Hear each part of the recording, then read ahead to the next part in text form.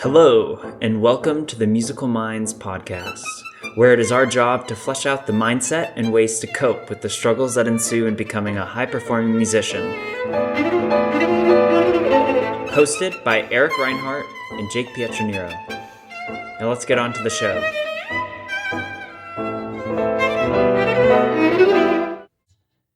Hey guys, it's Eric here, and I was doing a Facebook Live video and I'm recording a podcast at the same time. And I'm down here in LA. I'm on vacation right now. And the thing that has come to mind that I want to tune in for my Thursday upload to Musical Minds podcast. If you don't already know, I'm uploading Mondays and Thursdays now. Just a little quick tip, maybe 15 to 20 minutes. I have to buy some tickets to one of my favorite groups at 10 a.m., which is in 12 minutes. So this will be relatively short today. But today what I want to talk about is how to find a really good teacher. I'm considering a move down to LA. And so I need to be able to find another piano teacher if I'm going to move down. And so here were just a couple things that I wanted to note for you guys and also for myself when I'm going to be trialing these new teachers, because as everyone's heard, you're influenced by the 5 people that you surround yourself most with. And so your piano teacher, if you are a pianist, is going to be a very big influence in your life. And so it's really important that you choose the right person. And oftentimes, if you're going to a conservatory, you won't even consider the school until you consider the teacher first. And so that's how important a teacher is as you're preparing for your studies and stuff. And so I just want to jump right into how to find a good teacher and how to gauge in their trial lesson experience if they're a right fit. So the first off is I would never commit to a teacher for 3 months or so without the trial lesson in place, because you don't want to commit yourself to somebody that you just don't jive with. And this is a big commitment. So I think that a teacher should really offer a trial lesson. And then, so here are a couple of the main points that I will first brush over, and then go into each one more in detail. So the first is maintaining objectivity, acting as your teammate to get you better. Third, balancing negative criticism with positive criticism. And then regularly performing themselves. Do they have the results that you have? And then lastly, do they leave you inspired and motivated to improve your musical skills?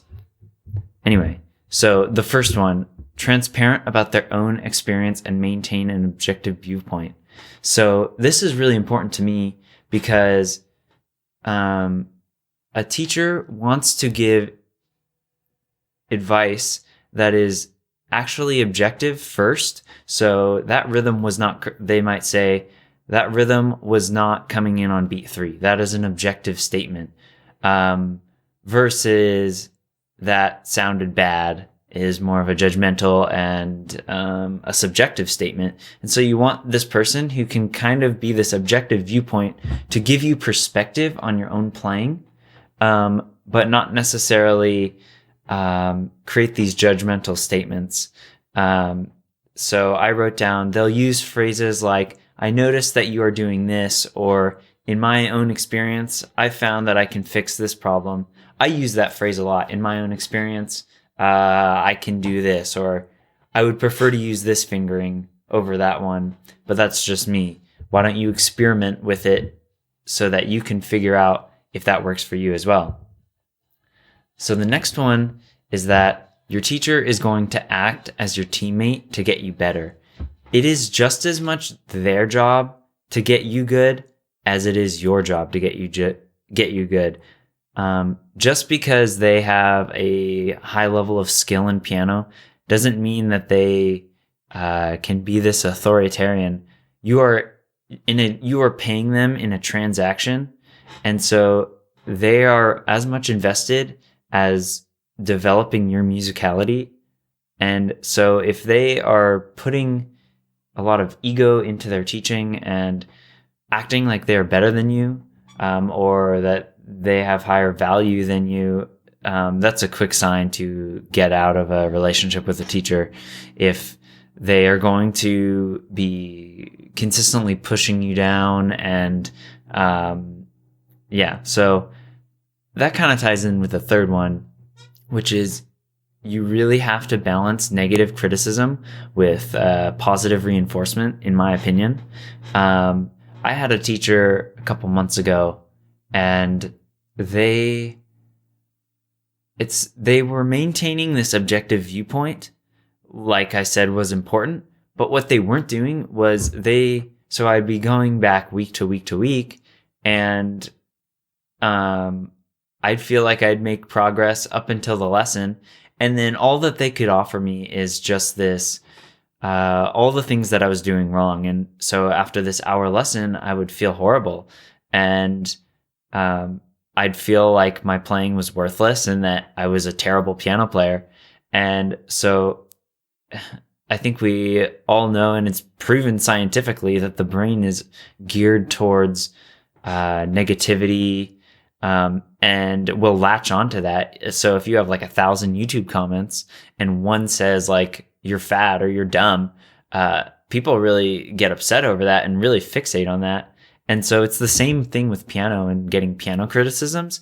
If you're always getting negative criticism and somebody's not saying, wow, like I know it's not perfect, but you really improved from this week to that week, like that gives inspiration and a feeling like of, I guess, growth mindset, and saying like the teacher's noticing that you're improving. And when a student notices that they're improving, they are much more inclined to continue practicing and inspire.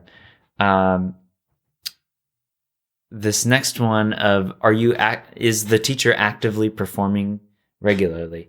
To me, this is really important because this is like if you're studying under the philosophologist who just talks philosophy but doesn't practice any of his life philosophies, you're really not getting that much out of his, or he's not going to accurately be able to understand the world and understand the discipline in the way that it interacts with the world. And so if your teacher is no longer practicing regularly and trying to develop their own abilities, it's going to be much harder for them to relate to you. There's the quote from Derek Sivers, and it says like, teach something before you don't know what it's like to know it. And so if you have all this experience, but then you're not practicing at all and the passion's not there, then like that will directly affect the student if the teacher doesn't have the passion to continue performing and continue to grow and better themselves. And so that is a really, really important thing to me, is to have somebody who's doing what you want to do, has the results that you want. And that's why you're studying under them, is because they have proven results that they've done it with themselves. And then they can teach that to you. Now, it's also really important to see if they've actually taught somebody else to be able to do these things. Because some people maybe are child prodigies and they've learned all these skills, but they aren't quite sure how to develop a curriculum around what they learned. And so they just end up teaching something that they don't really quite understand why it works within themselves. And it's just like a visceral feeling. And there's an airplane like flying out around here. I'm just going to close that for a minute. Okay. And so, yeah, oftentimes a teacher will be so like disconnected from their own playing that they almost forget what it's like not to know it. And so they just assume that everyone should be able to grasp it very quickly. And just because we're short on time, the last thing is your teacher should really, really leave you inspired and motivated to improve your musical skill. I can't tell you how important that has been for me in the past 6 months. Viewing my teacher as this person of inspiration and accountability, regardless of their piano skill, really. I have a lot of the abilities, and I've soaked up a lot of the teacher's teachings that I've learned from over the past 2 years. And really, it helps just to get an altered perspective on something, because when you're doing the thing, it becomes emotional and it becomes, you kind of have these blinders on, and it's hard to see what you're actually doing. And so having a teacher just to kind of reflect back what you're already doing can be really helpful.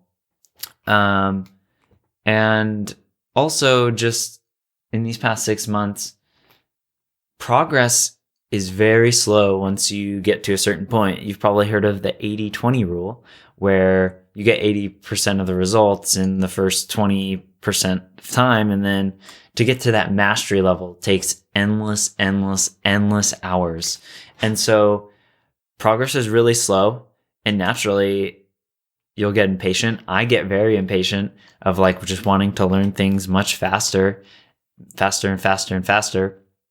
And so it is just a grind. And so having that weekly accountability with a teacher to leave you inspired, leave you hungry, wanting to learn more, it's almost more important to me to leave with a good feeling in my body and that I'm inspired to work for the next week, as it is the quality of information that's coming in at me.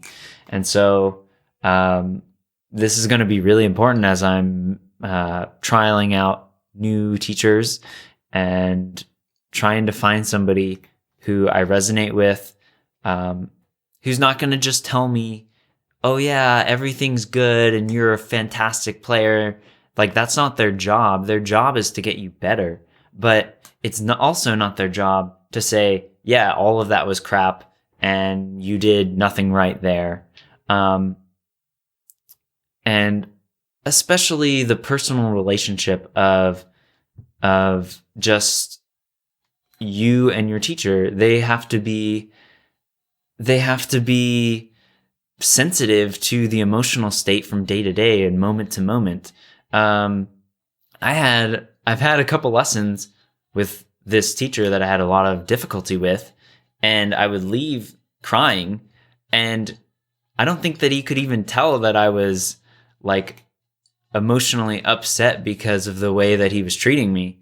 And as a teacher, I feel like you have to be super sensitive to the emotional state and what's going on in the person's life, because from week to week, you don't know what is going on. Maybe they got dumped by their high school boyfriend, girlfriend, or maybe their mother died, or maybe they just, I don't know, there's so many different factors that play into it. And so as a teacher, you have to be very attentive to emotional state and cater your learning and to this person in their mood that they're in now.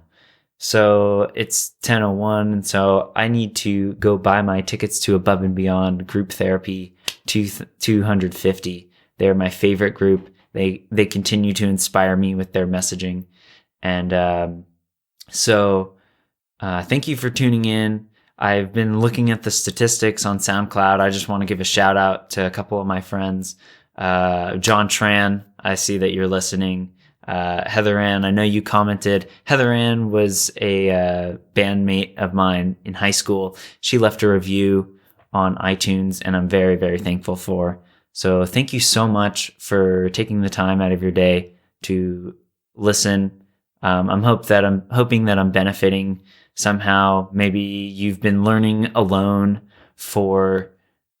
you've been learning music or piano alone for quite some time, and you feel like you're ready to take the next step and get some help, because there's nothing wrong with that. And I think even the elite level people, they have coaches and they have somebody just to reflect back what they're doing and gain a little bit more objectivity rather than just a subjective experience of this is what I'm about.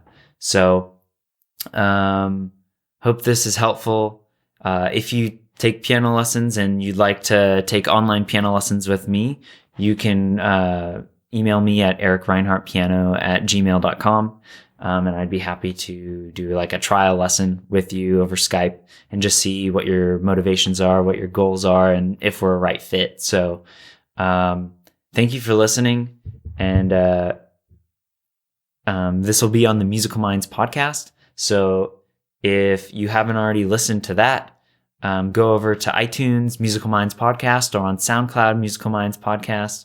Subscribe to the podcast and leave a review. I'd be very grateful. Thank you so much. Take care. Bye-bye. Hello there. It's Eric here. I just wanted to thank you for listening in to the Musical Minds podcast. If you enjoyed this free podcast, would you do me a huge favor and leave an honest review and subscribe to the podcast? It really makes a difference in getting our message visible to musicians in need. Remember, there are so many musicians out there in the world struggling. Always remember you are not alone. If you're inspired by this podcast and you'd like a free 30-minute intro Skype piano lesson, please contact me directly at musicalmindspodcast@gmail.com. Until next time, continue feeding the fire of your musical passions and developing your musical mind. Take care.